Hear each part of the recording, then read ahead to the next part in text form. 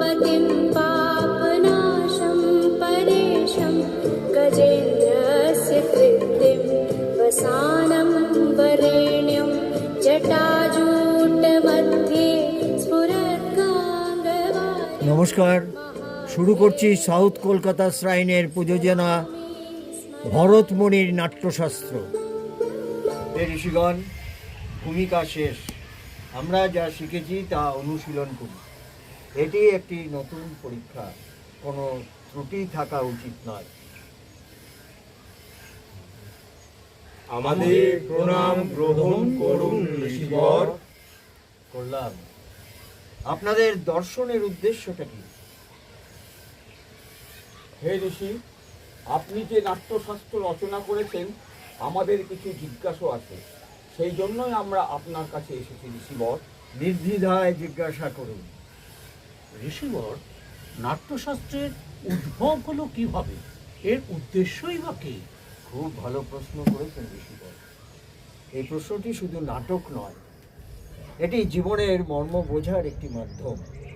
ত্রেতা যুগে পুরুষরা যখন লোভ এবং কামনার বশবর্তী হয়ে পাপ এবং দ্বন্দ্বের দিকে অগ্রসর হতে শুরু করে, তখন দেবরাজ ইন্দ্র বিশ্বপিতা ব্রহ্মার কাছে প্রার্থনা করেছিলেন একটি মাধ্যমে, যে মাধ্যমে দৃষ্টি এবং শ্রবণ একসাথে ঘটতে পারে, যাতে মানব জাতি অর্থ মোক্ষের সঠিক পথে চালিত হতে পারে। বিশ্বপিতা ব্রহ্মা এই চারটি বেদকে একত্রিত করে নাট্যশাস্ত্র করেছিলেন, যার ব্যবহারিক নাম হলো নাট্যশাস্ত্র। কিন্তু গুরুদেব, বেদ জ্ঞানের ভাণ্ডার, সমগ্র জগতের রহস্য লুকিয়ে রয়েছে এই উদ্দেশ্য পূরণের জন্য। তাহলে এই নতুন বেদ কেন? ঋষিবর, যাতে এটা মানুষের কাছে সহজলভ্য হয়। সাধারণ মানুষ যাতে এই নাটকের মাধ্যমে তাদের জ্ঞান অর্জিত করতে পারে, এবং বিশ্বপিতা ব্রহ্মা এই চারটি বেদকে একত্রিত করে নাট্যবেদ রচনা করে। বেদের চারটি উপাদান নীতি, এটা কি গুরুদেব?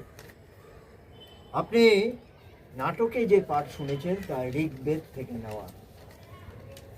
গানটি সামবেদের উপর ভিত্তি করে তৈরি করা, অভিনয় যজুর্বেদ এবং সুর অথর্ববেদ থেকে নেওয়া। অতএব শাস্ত্রের, আমাদের নাট্যশাস্ত্রের চারটি বেদেরই সংমিশ্রণ বলা যায়।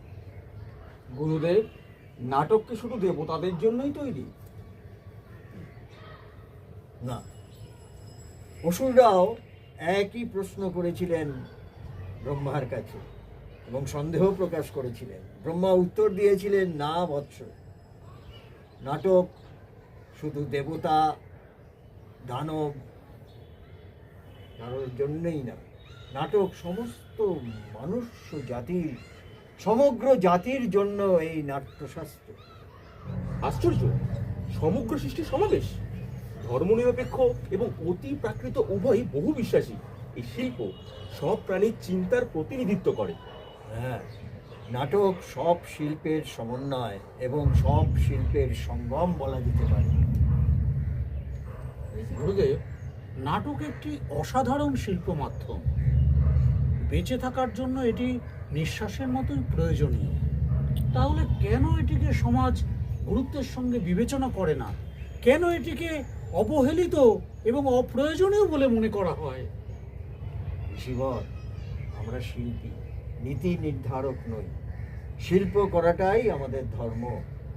নীতি নির্ধারকদের উচিত যে আমাদের শিল্প করার জন্য সুযোগ দেওয়া। দেখুন, নাটক হলো এই সামাজিক দর্পণ। নাটক মানবতার কথা বলে। নাটক এমন একটি মাধ্যম, সত্যকে মানবতার দিকে নিয়ে যায় এবং বড় উল্টোটাও বলতে পারেন, মানবতাকে সত্যের পথে পরিচালিত করে। ঋষিগণের শিল্পবিহীন সমাজ পশুদের সমাজ। নাট্যশাস্ত্র হলো পঞ্চম বেদ। আমি দেখেছি যে এই বেদে সমস্ত শিল্পের সমন্বয়। পঞ্চম বেদ মানে সমগ্র বেদের জ্ঞান একসঙ্গে? একবারেই তাই। সমস্ত শিল্পের সঙ্গম হলো নাট্যশাস্ত্র। শ্রীনন্ত বিশ্বে আমার অমৃতস্য পুত্র পুত্রা। আপনাদের অপেক্ষায়, আমার নাট্যপুত্র। ঋষিবর, আমার প্রণাম গ্রহণ করুন। বলো মাতা, কি অভিপ্রায় তোমার আগমন? এই বালকই বা কে? মম পুত্র, যাকে আপনি এইমাত্র নাট্যপুত্র বলে সম্মোহিত করলেন। নাট্যপুত্র। গুরুদেবের প্রণাম করো। কল্যাণ হোক, কল্যাণ হোক তোমার। এই বালক, তুমি নাট্যশাস্ত্রকে সারা বিশ্বে প্রচার করো। আমাকে আশীর্বাদ করুন গুরুদেব। আমি যেন এই পঞ্চম বেদের পঠন, অনুশীলন ও প্রদর্শনের মাধ্যমে এই স্বর্গ, মর্ত, পাতাল তিন লোকের দেবতা, দানব এবং মনুষ্য সমাজের জ্ঞান নেত্র উন্মোচন করতে পারি এবং যত অনাচার, যত পাপ, যত গ্লানি আছে এই সমস্ত কিছু দূর করে শুভবোধ জাগ্রত করে তুলতে পারি। আপনার এই নাট্যশাস্ত্র আমি হাতে নিয়ে ভারতবর্ষের এই মাটিতে দাঁড়িয়ে জগতের সকল অন্ধকারকে দূরীভূত করতে পারি। আমায় আশীর্বাদ করুন। শুভমস্তু।